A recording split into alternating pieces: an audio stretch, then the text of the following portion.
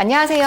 어디든 학교의 하유정입니다. 이번 영상에서는 너무 사소해서 어디 물어보기 곤란한 그런 질문들 담임 선생님께는 여쭤보기 약간 민망하고 옆집 언니한테도 물어보기 약간 애매한 작고 하찮지만 초등 학부모님이라면 누구나 가질 만한 그런 소중한 질문들에 답해 드릴게요. 자, 그럼 바로 시작할게요. 자, 첫 번째 질문. 알림장이나 가정통신문 내용이 잘 이해되지 않을 때 그렇다고 아이에게 물어봐도 애도 잘 몰라요. 그러면 학교나 선생님께 문의 전화를 해도 될까요? 네, 아마 알림장이나 가정통신문 보시고 이해가 잘 되지 않는 부분은 잘은 없으실 텐데요. 그래도 매우 가끔 애매한 게 있을 수도 있잖아요. 예를 들어서 알림장에 병뚜껑 가져오기 이렇게 적혀 있었어요. 간단히 적혀 있다는 건 선생님께서 학생들에게 구두로 설명을 다 하셨을 거예요. 그런데 아이가 잘 기억이 안 난대요. 그러면 가정에서는 어떤 병뚜껑을 들고 오라고 하는 거지? 알루미늄 병뚜껑을 말하나? 플라스틱인가? 크기는 어떤 걸 말하지? 어디에 쓰는 거지? 이런 궁금증이 쏟아질 수 있을 거예요. 같은 반에 친한 엄마가 있어가지고 슬쩍 물어볼 수도 있겠지만 그것보다는 이걸 안내해 주신 선생님께 직접 물어보는 게 낫지 않을까 싶을 수도 있잖아요. 그런데 또 막상 전화나 메시지를 보내려고 하니까 뭔가 좀 망설여질 수 있을 거예요. 이런 사소한 걸 여쭤봐도 되나? 먼저 즉답을 드리면 여쭤보셔도 됩니다. 그런데 있죠. 우리 아이와 부모님께서 이해해야 한 그 수준으로 챙겨 보내주셔도 학교에서는 아무런 특별한 문제가 일어나지 않아요. 조금은 부족해도 또는 전혀 다르게 챙겨왔더라도 그 상황에서 아이가 해결해 봐야죠. 일부러 이 안전한 실패의 경험을 우리 어른들이 빼앗아 버릴 필요는 없잖아요. 이 당장의 불편함을 해소해 줄 것이냐 혹은 이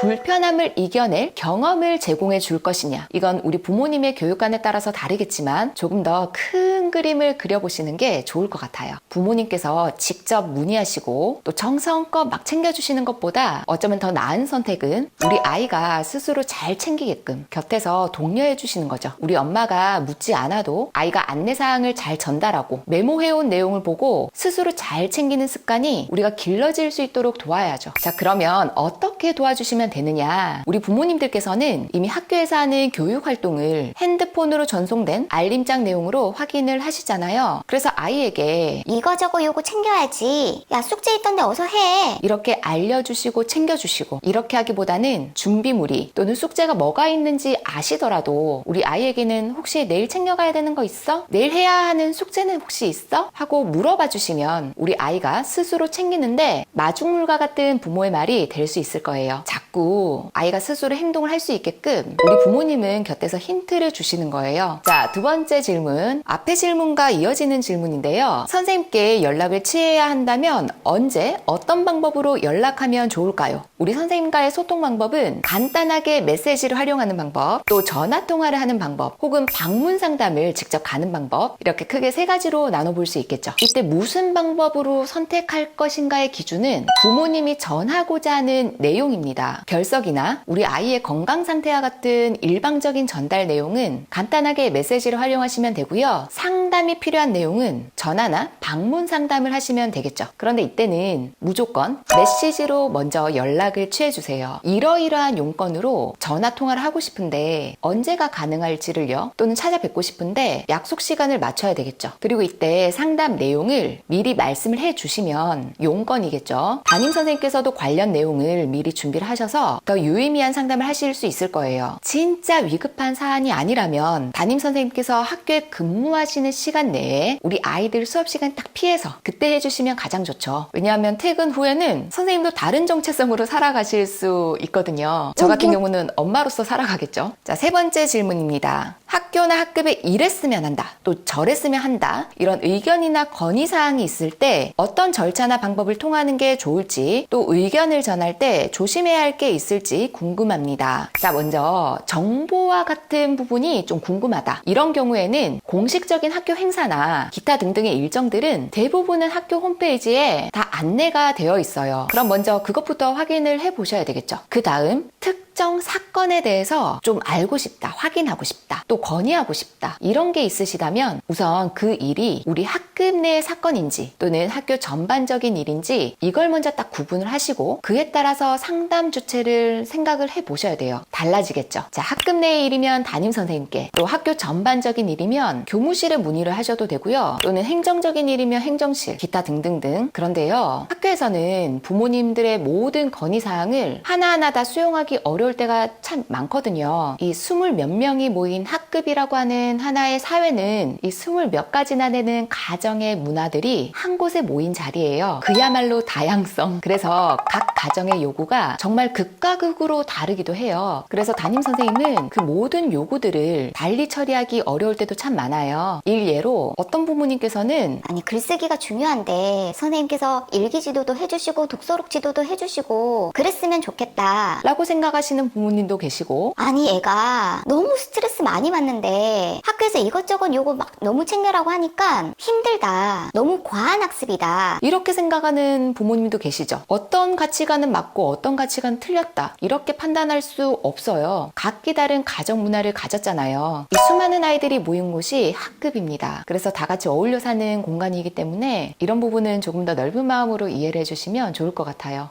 우리 아이들 학교 고민, 친구 고민, 공부 고민 등등 댓글로 남겨주시면 영상으로 고민 상담 나눠보도록 할게요. 그럼 다음 영상에서 다시 만나도록 해요. 안녕!